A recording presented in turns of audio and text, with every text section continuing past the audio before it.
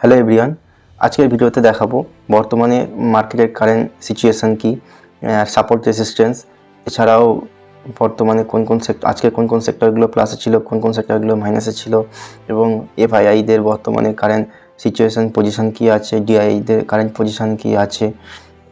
আসুন এই ভিডিওর মাধ্যমে সমস্ত কিছু দেখাই। এবং ভিডিওটি শুরু করার পূর্বে বলে রাখি, ভিডিওটি শুধুমাত্র এডুকেশন পারপাসের জন্য বানানো। এখানে কোনো বাই সেল রেকমেন্ডেশন দেওয়া হয় না। ইনভেস্টিং যে দায়িত্বে করুন। বর্তমানে আজকের মার্কেট সব নেগেটিভে চলছে। যদি নিফটি 50 চার্ট দেখা হয় তাহলে দেখতে পাবেন মার্কেট একটি রেঞ্জের মধ্যে আছে এবং যার সাপোর্ট হচ্ছে 25,850 থেকে 25,700, 25,30-এর মধ্যে, এবং রেসিস্ট্যান্স হচ্ছে 26,250 থেকে 26,332 আশপাশে। মার্কেট চার্টের আগের প্যাটার্নগুলো দেখুন, গ্যাপ আপ দিয়ে দিয়ে বাড়ছে। উইদাউট কোনো রিজন যদি গ্যাপ আপ দিয়ে এভাবে বাড়ে তো 90% কেসে এটা দেখা গেছে যে তারপরে মার্কেটটা পড়ে সেই গ্যাপটাকে ফিল করতে মার্কেট অবশ্যই আসে। এটা 90% কেসে দেখা গেছে। তো এখানে সেইভাবে হয়েছে এবং যে রিসার্চটা আমরা করেছিলাম সেটা একদম অ্যাকুরেট লেগেছে।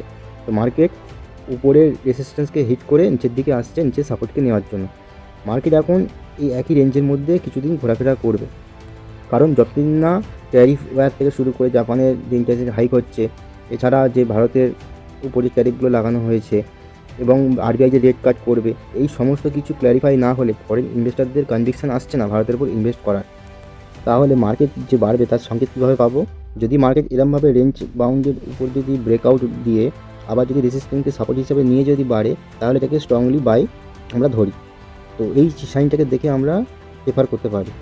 এর পাশাপাশি যদি আজকের মার্কেটের ইন্ডেক্স দেখি তো প্রায় সবকটাই লালে এখনও আজ চলছে। এটা ওপেন মার্কেটের ভিডিও হচ্ছে, তাই দেখতে পাচ্ছেন নিফটি 50 পাশাপাশি mid cap 100, small cap 250, mid cap 400, small cap 100, সব কটা ইন্ডেক্সই প্রায় লালে এখনও পর্যন্ত আছে।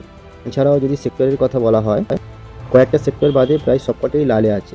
যে কটা সেক্টর বেড়ে আছে সেগুলো তার মধ্যে হলো Nifty auto, Nifty metal, Nifty ইউসি ব্যাঙ্ক অর্থাৎ সরকারি ব্যাঙ্ক, এছাড়া প্রায় সবকটাই লালে এখনও পর্যন্ত চলছে। যদি এফআইআইদের ডেটা দেখি তো 22শে ডিসেম্বরের পর থেকে এফআইআইরা কনস্ট্যান্ট সেল করে যাচ্ছে।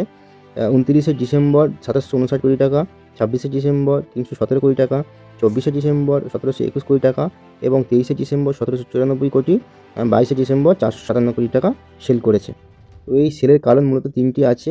প্রথম হলো ডলারের তুলনায় রুপিস ডিপ্রিসিয়েট হচ্ছে, দ্বিতীয়ত ট্রাম্পের ট্যারিফ ওয়ার যে এখনও চলছে, এবং 3 নম্বর যে জাপান যে রেট বাড়িয়েছে, ইন্টারেস্ট রেট হাই করেছে তার জন্য। অন্য কোনো ভিডিওতে এই কারণগুলো আমি বিস্তারে আলোচনা করব।